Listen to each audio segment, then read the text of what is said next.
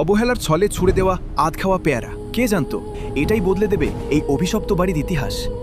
পচা ফলের বুক চিরে ধ্বংসস্তূপের মাঝে মাথা তুলল কচি এক সবুজ প্রাণ। বিশাল বিরানভূমিতে তোতার চোখে পড়ল একরত্তি প্রাণের স্পন্দন। এই মৃত্যুপুরীতে নতুন অতিথি। শুরু হলো এক অসম লড়াই। ঠোঁটে নারকেলের মালায় একটুখানি জল আর অনেকখানি আশা। তৃষ্ণার্ত শিকড়ে পড়ল জীবনের ছোঁয়া। ফোঁটা ফোঁটা ভালোবাসায় সিক্ত হল রুক্ষ মাটি। দিন গড়ায়। অতন্দ্র প্রহরীর মতো সে আগলে রাখে চারাটিকে। ঝড়ঝাপটা থেকে বাঁচাতে সে একাই ঢাল। অবশেষে এলো সেই দিন। ভূতের বাড়ি আজ পাকা পেয়ারার গন্ধে মাতোয়ারা। ফিরে পেল প্রকৃতির রূপ। হঠাৎ সুখের দিনে আধার। বুনো হনুমানের দল মুহূর্তেই তছনছ করে দিল তার সাধের বাগান। চোখের সামনে শুধুই ধ্বংসলীলা। ভাঙা ডাল দেখে বুকটা ফেটে গেল কান্নায়। সব কি শেষ?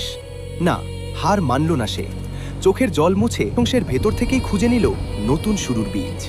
একটা গাছ হারিয়েছে তো কি, আজ সে বুনবে হাজারটা। পুরো আঙিনা জুড়ে ছড়িয়ে দিল নতুন স্বপ্ন। রোদ বৃষ্টি উপেক্ষা করে আবার শুরু হলো একা লড়াই। কোনো ক্লান্তিই তাকে দমাতে পারল না।